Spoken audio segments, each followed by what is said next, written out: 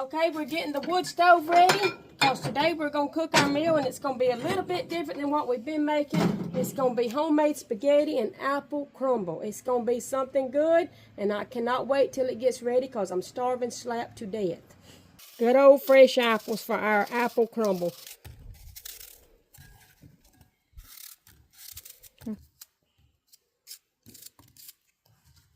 I'm getting the water hot, getting it ready to put the spaghetti in there, getting this pan here hot to throw the meat in it to get it done. It ain't gonna be long. All right, this is good old ground beef from the meat block. It's some good meat. If you're ever in that area where they got a meat block, you need to stop and get you some.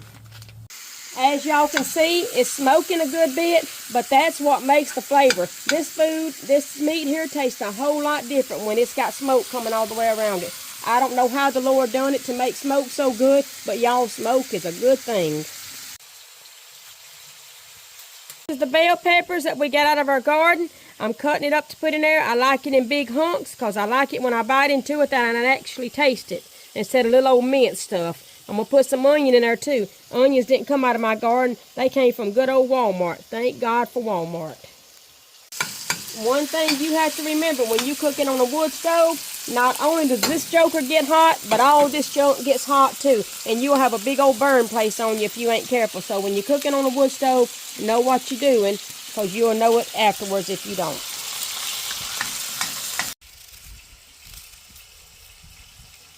Alright, I'm getting some butter, throw it in there, let that melt down and start cooking our bell peppers and onion in it. The thing we're going to do is add 2 of these bouillon cubes in them, let it cook in a little bit. This gives it a really good strong taste. Alright, the butter's done got hot enough. Now we're going to add the bell pepper and onion in it if we can bring the stinking skillet instead of the stove. But anyway, when that cooks down a little bit, then we'll throw it over in that with the rest of the stuff. Y'all know we're going to have this salt.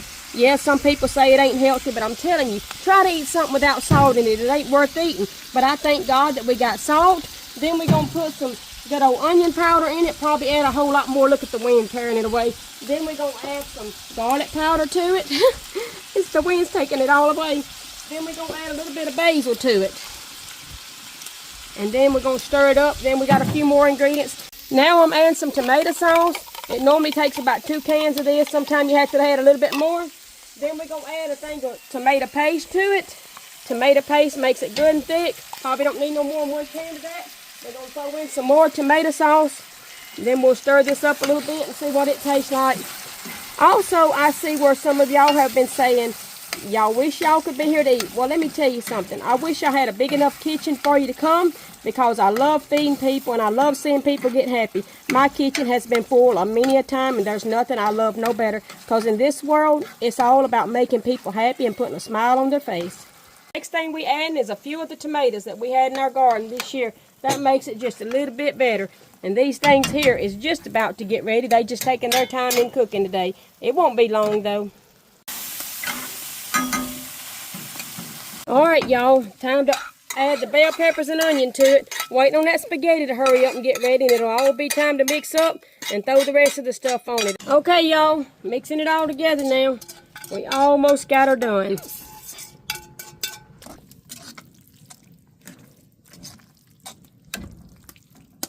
Last thing we're going to do to this and stuff is putting cheese on it. Then we're going to stick it in the oven a few minutes.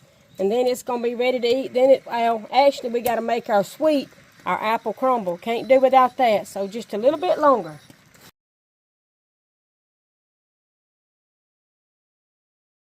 Okay, now we got to melt the butter for the apple crumble. We're going to melt that butter down and throw them apples in there with our few seasonings. It's time to get it out. But would you look at how smutty these rags are? This is something I literally can't help. But anyway, here it is. It's all done. Thank the Lord. I got my meal behind me for the day. Now the next thing is going to be, the tricky thing is it worth eating? Okay, y'all, here's the apples. We're throwing them in there. The next thing we're going to do is we're going to add some brown sugar to it. Yeah, I do like stuff sweet, so we ain't going to play around with it. We're going to add a little bit of brown sugar. Next thing we're going to do is we're going to throw some vanilla in there. Next thing, we're going to add a good bit of cinnamon to it. Cinnamon always makes it taste better, and a little bit of nutmeg. Not near as much nutmeg, mainly cinnamon. We're going to let these cook down a little bit. We're going to add a little bit of water. When they start looking like they're getting a little bit done, then we're going to add a little bit of cornstarch. That cornstarch will thicken it up. And then we'll add the topping to it and throw it in the oven.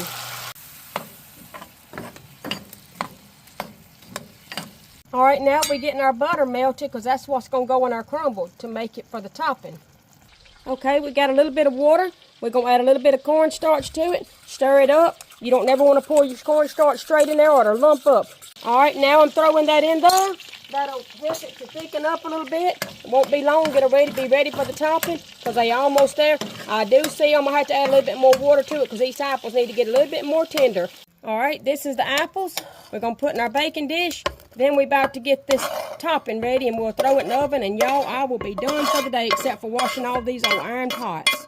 All right, we got the oats in there. I think that ought to do it. Then we're going to throw our brown sugar in there. Well, let me just do it like this. Shoot. All right, that's the brown sugar. Hold on. Then I'm going to throw a little bit of flour in here. Then I'm going to throw a little bit of cinnamon. A whole lot of cinnamon.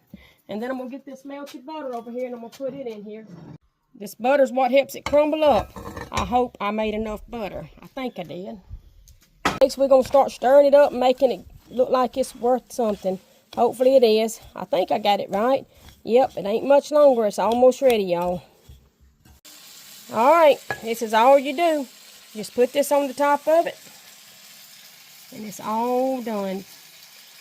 Then all you need is some vanilla ice cream to go on top of that. I think that just about does it. Now all we got to do is put it in the oven for just a few minutes and it'll be ready. Give me a second. All right, here she goes. We got to watch her close because that oven is hot. All right, y'all, it seems to be ready. I think, honestly, I'll try that before I do the spaghetti. I just love sweets beyond, and it shows. Okay, y'all, here's the finished thing. I wish y'all was here to try it.